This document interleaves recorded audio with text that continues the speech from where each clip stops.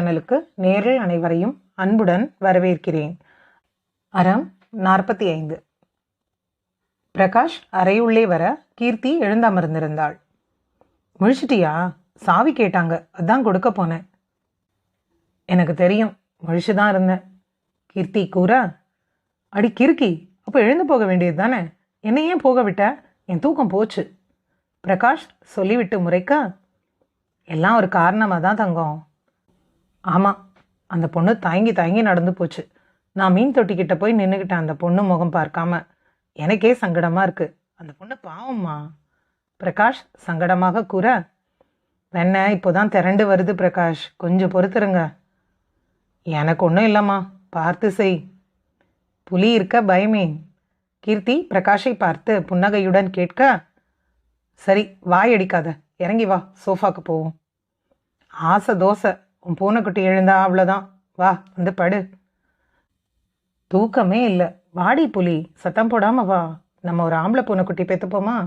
பிரகாஷ் கேட்க, ஒருவேளை அடுத்தும் பொண்ணா போயிட்டா என்ன செய்யறது? கீர்த்தி புருவம் உயர்த்தி கேட்க, மறுபடியும் முயற்சி பண்ணுவோம்.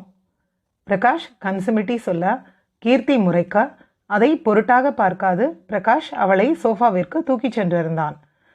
காலையில் ஆர்த்தி முகத்தில் கொஞ்சம் கூட சிரிப்பில்லை. கீர்த்தி காஃபி கூட போட்டு தரவில்லை. அக்கா, காலைக்கு நாங்கள் என்ன சாப்பிடணும்? ஆர்த்தி அவர்களின் மெனு கேட்க, பொங்கல் செய்து வடை சுட்டு சாம்பார் சட்னி செய்து சாப்பிடுங்க. கீர்த்தி சொல்ல, என்னால் இவ்வளோ செய்ய முடியாது, அதுவும் போக வடைக்கு பருப்பு ஊற வைக்கல. ஆர்த்தி சொல்ல, நான் உளுந்து ஊற வச்சிருக்கேன், போய் செய்மா. கீர்த்தி சொல்லவும் ஆர்த்தி முகம் சுருங்கி போய் அறையில் அமர்ந்தாள். விக்ரம் என்ன என்று வினவ அவள் நடந்ததை சொல்ல இவனுக்கு கோபம் வந்தது. குளித்து உடைமாற்ற, டாய்லெட் செல்ல, என்ன உணவு சாப்பிட வேண்டும் என்று கேட்டு செய்ய என கீர்த்தி அவர்களை ஒரு கட்டத்தில் அடைத்து இருந்தாள். வந்த 5 நாளில் இருவருக்கும் சண்டை இல்லை, அதே போல சந்தோஷமும் இல்லை. இதுவரை இல்லாத அசௌகரியம் இப்போது. அதுவும் கீர்த்தி 2 நாளாக சொல்லும் மெனு பெரியது. அதையெல்லாம் செய்து 2 நாளாக வேலைக்கும் தாமதம், இரவு உறங்கவும் தாமதம். இப்போது ஆர்த்தி இருக்கும் நிலையில் இதெல்லாம் சாத்தியமும் இல்லை. கீர்த்தி, பிரகாஷ், தீபி இருவரையும் கிளப்பி அனுப்பியிருக்க தன் மனைவிக்கு உணவு வாங்கி தந்திருந்தான் விக்ரம். இருவரும் அறையில் உண்டு முடித்திருக்க கீர்த்தி இருவரையும் பார்க்க வந்தாள். கீர்த்தி அறையுள் வர அனுமதி கேட்க விக்ரம் பெட்டியை எடுத்துக்கொண்டு அறை விட்டு வெளியே வந்தான். கீர்த்தி முகத்தில் சிரிப்பு. நாங்கள் கிளம்புறோம் அக்கா, இனி எங்களால் இங்கே இருக்க முடியாது. விக்ரம் கூற, என் சிகிச்சை வெற்றி, தாராளமாக போகலாம் விக்ரம். கீர்த்தி சிரித்த முகமாய் சொல்ல, என்ன அக்கா வெற்றி, எங்களை ஒரு கட்டத்தில் அடக்கி வச்சுருந்தீங்க அதுவா? விக்ரம் எரிச்சலாக கேட்க, உங்களை ரொம்ப நம்பினேன், இப்படி பண்ணிட்டீங்க. ஆர்த்தி கேட்கவும் கீர்த்தி வாய்விட்டு சிரித்திருந்தாள். அட லூசு பொண்ணு, உன் புருஷன் உன் கஷ்டம் தாங்காமல் உன்னை இங்கேருந்து கூப்பிட்டு போகிறான், அதுவும் உன் கஷ்டம் புரிஞ்சு. இப்போ போய் கோவமாக இருக்க? நியாயமா நீ என்னை பாராட்டியில் இருக்கணும். கீர்த்தி கேட்கவும் ஆர்த்தி புரியாது விழிக்க, இதைத்தான் விக்ரம் உங்களுக்கு நான் உணர வைக்க நினச்சேன். ஆர்த்தியோட கோபமும் அவன் நிராகரிப்பும் உங்களுக்கு இப்போ தெரிஞ்சது தானே. யாரையும் இப்படி இருன்னு ஒரு கட்டம் மேலே யாராலும் அழுத்த முடியாது. உங்களுக்காக, உங்கள் மேலே உள்ள காதலுக்காக அவள் வீட்டை விட்டு வந்த பெண்ணை கட்டிலில் தொடக்கூட இன்னொருத்தர் அனுமதி கேட்டு நிற்பீங்களா? எப்பவும் ஒருத்தர் கண் பார்வையில் இருக்க முடியாது. இறுக்கி பிடிச்சா உடஞ்சி போகும் உறவு. 5 நாளே முடியல, உங்கள் அம்மா ஆயுஸ்க்கும் இப்படி இருந்தா ஆர்த்திக்கு உங்கள் அம்மா மேலே அன்பு வருமா? கீர்த்தி விரிவாய் விக்ரமுக்கு எடுத்து சொல்ல, புரியுதக்கா, ராத்திரியே இதை யோசித்தேன். என் பொண்டாட்டி கைப்பிடிக்க கூட முடியல, காரணம் கேமரா, அதில் இருந்த கட்டுப்பாடு. இனி இப்படி இருக்க மாட்டேன், ஆர்த்திக்காக கண்டிப்பாக அம்மா கிட்ட பேசுவேன். விக்ரம் உணர்ந்து கூற, ஒரு பொண்ணு கல்யாணம் ஆகும்போது பல கனவோட பொண்ணும் பொருளும் எடுத்துட்டு வரா தன் புருஷன் கூட வாழ. ஆனால் அதே பொண்ணு இழந்தது எவ்வளோ தெரியுமா? கொஞ்சம் கால் அகட்டி தூங்க முடியாது. சாப்பாடு, துணி, பேச, சிரிக்க, அழுக, நிற்க, நடக்கக்கூட புதுசாக கற்றுக்கிட்டு மாற வேண்டிய நிலை. இதெல்லாம் குடும்பத்துக்காகன்னு சொல்லி பொண்ணு மாற்றினாலும் அவள் சுயம் இழக்காத இடம் கணவனுக்கு பக்கத்தில் தான். அதையும் மறுக்கும்போது அவன் நிலை. துணையான நீங்களே துணை இல்லாதப்பா பாவம் அவள் என்ன செய்வா? விக்ரம், அவள் உங்களை மட்டுமே நம்பி வந்த பொண்ணு, அவளை கலங்க விடாதீங்க. கீர்த்தி விக்ரமிடம் மீண்டும் தெளிவுபடுத்த விக்ரம் புரிந்து கொண்டான். அப்புறம் ஆர்த்தி, சில நேரம் சில விஷயம் சகிக்க பழகணும்.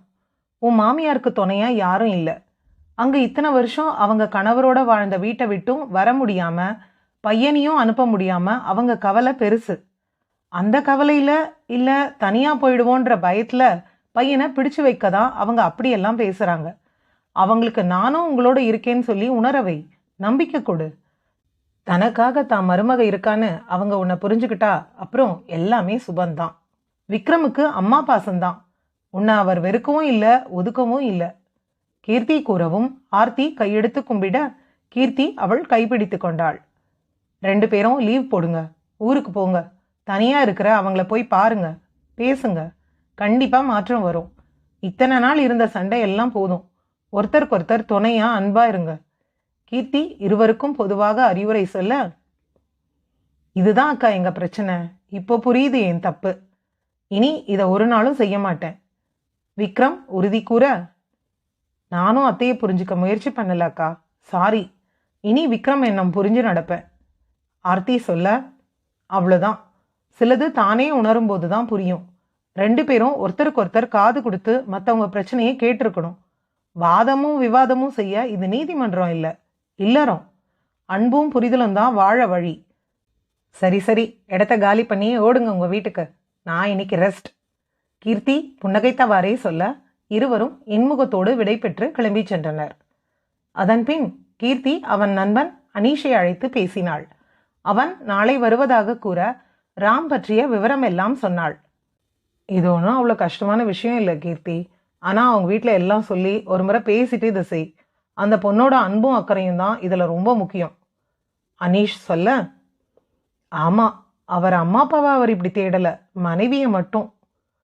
கீர்த்தி கூற, என் ஊகம் சரியாக கூட இருக்கலாம். நான் நாளைக்கு வந்துடுவேன். இதை நேரில் பேசுவோம். அப்புறம் வீட்டில் எல்லாரும் எப்படி இருக்காங்க? உன் ஆசை அத்தான், என் அம்முக்குட்டி, அத்தை எல்லாரும் எப்படி இருக்காங்க? அனீஷ் கேட்க, எல்லாரும் நல்லா இருக்காங்க. இந்த முறை கண்டிப்பாக வீட்டுக்கு வரணும்டா. உன் வேலையை மட்டும் பார்த்துட்டு போகக்கூடாது. கீர்த்தி நண்பனிடம் கட்டளையாக சொல்ல, சரி தெய்வமே, வரேன். அனீஷ் வாக்கு கொடுத்திருந்தான். அதன்பின் ராம் இல்லம் அழைத்து பேச முதலில் பதறி பின் அவனின் பிரச்சனை பற்றி கீர்த்தி பேசவும் அமைதியாக கேட்டுக்கொண்டனர். அனைவரும் நாளை கிளம்பி வருவதாக கூறினர்.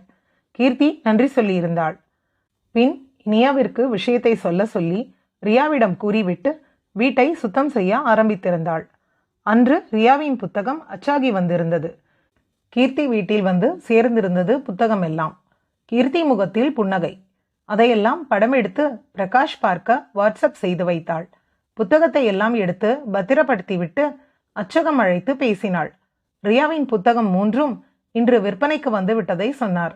கீர்த்தி முகத்தில் சந்தோஷம். அதை இன்னும் அதிகம் செய்ய நான்சி அழைத்து அவள் தாயாக போகும் விஷயத்தை சொன்னாள். அடி திருடி, 50 நாள் தானே இருக்கோம் நீ சொல்லிட்டு போய். சரியான ஆளுங்க தான். கீர்த்தி கிண்டல் செய்ய, சி சும்மா இரு கீர்த்தி. நான்சி நாணத்தில் சொல்ல, எங்க என் ஃப்ரெண்டு ட்ரீட் எப்போ? கீர்த்தி கேட்க, அண்ணா ப்ரமோஷன் வாங்கியிருக்கிறாராமே, நீ தான் முதல்ல, அப்புறம்தான் நாங்கள். எங்களுக்கு வேலையில் ப்ரமோஷன், உங்களுக்கு வாழ்க்கையில் ப்ரமோஷன், எது பெஸ்ட்டு? கீர்த்தி கேட்க, உன்கிட்ட பேச என்னால் முடியாது சாமி. நான்சி சொல்லவும் கீர்த்தி சிரித்திருந்தாள். பின் அலைபேசியை ராஜீவ் வாங்கி பேச கீர்த்தியின் அன்றைய பொழுது இனிமையாக சென்றது. அறம் தொடரும். அன்பு அனைத்தும் செய்யும். நன்றி.